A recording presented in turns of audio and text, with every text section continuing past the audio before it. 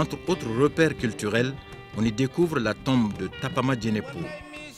Sur recommandation de Devin, en 1822, deuxième siècle de l'Hégire, la jeune fille vierge a été emmurée pour la prospérité de Djéné, village d'alors. La qualité du réceptif hôtelier et la chaleur humaine font du pays une destination prisée.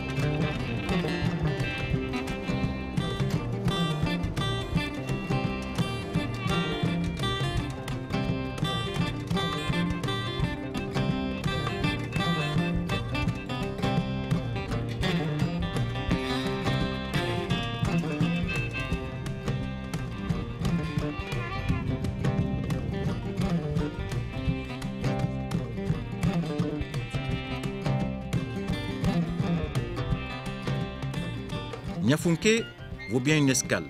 Éleveurs, agriculteurs et marchands font des propositions à l'habitant et aux visiteurs. Au pays qui a vu naître le bluesman Ali Farka Touré se dresse un réceptif hôtelier qui porte le nom du double Grammy Award.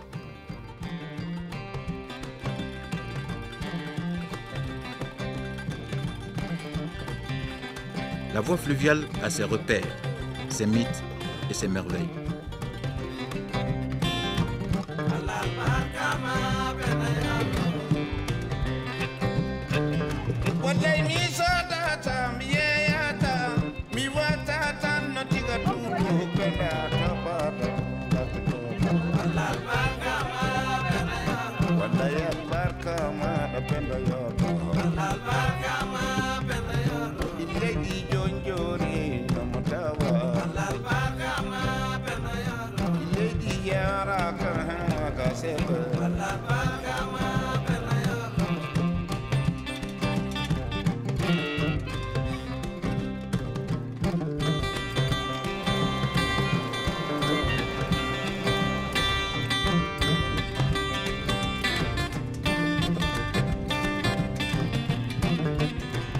Tombouctou.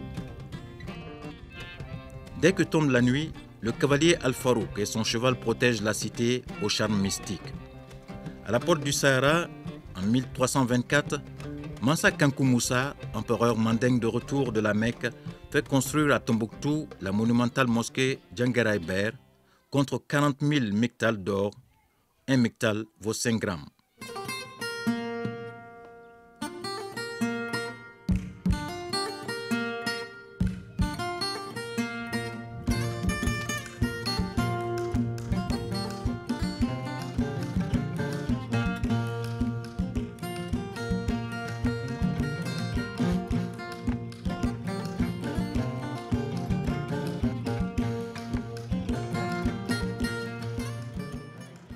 Outre ses sites culturels et religieux, la cité des 333 saints conserve les éléments de passage d'explorateurs et de chercheurs. À partir du XVe siècle, Tombouctou fut un foyer de rayonnement religieux avec plus de 180 écoles coraniques et une université de 2500 étudiants.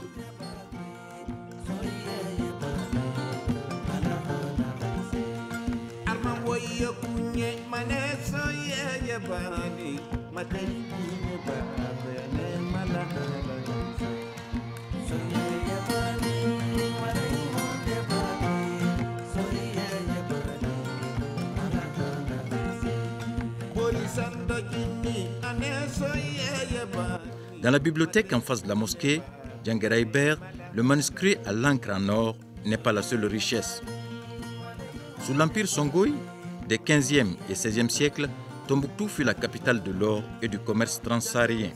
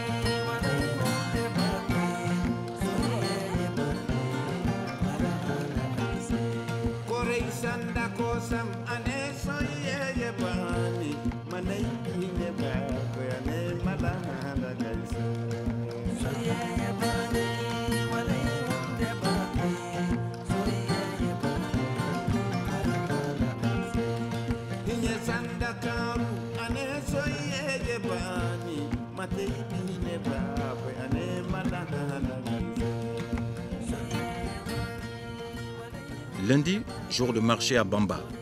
Comme ailleurs, la nature a régénéré les espèces animales adaptées aux rigueurs du climat local. Une nature souvent hostile, le long de la berge, on lutte contre la progression du sable.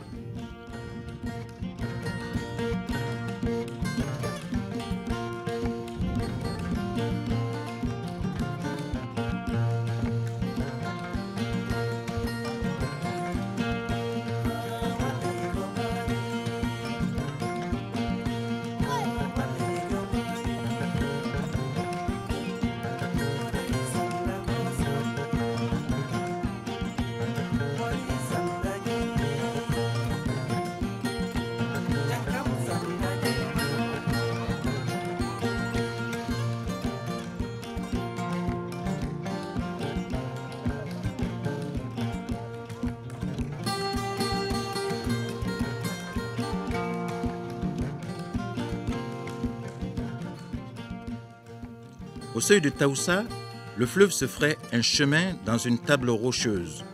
Le site serait habité par des esprits. Le futur barrage de Taoussa intensifiera les productions de la zone de plaines agricoles. Gao. Koima Ondo, la dune rose, est immense sur la rive droite. Les traditionnalistes rapportent qu'au Moyen-Âge, le site servait de port d'attache de la flottille d'Askia Mohamed.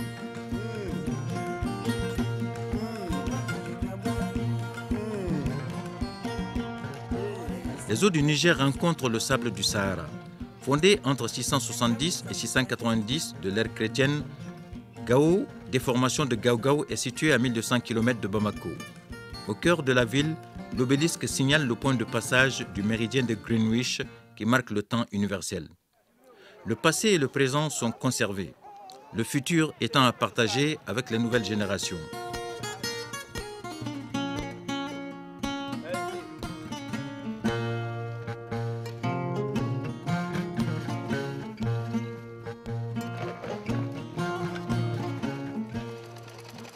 Dans cette dynamique, le musée du Sahel est un répertoire de coutumes et traditions des Al-Litam, les gens du voile. À travers ces 1300 pièces, le sanctuaire expose différentes réalités et modes de vie des Songhoi et Keltamachèques du Nord Mali, de l'Algérie et du Niger. À la demande, le visiteur peut apprécier le confort des différents types de tentes de campement nomades.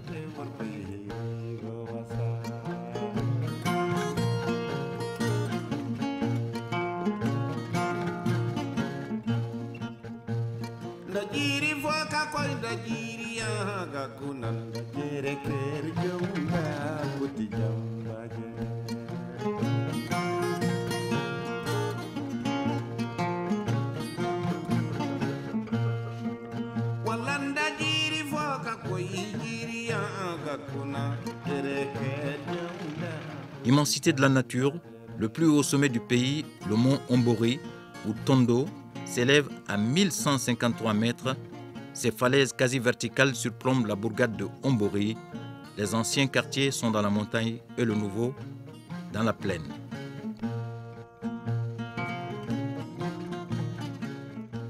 Sur la nationale Sévaré-Gao, l'érosion différentielle a sculpté les roches pour former une paume ouverte. C'est la main de Fatma.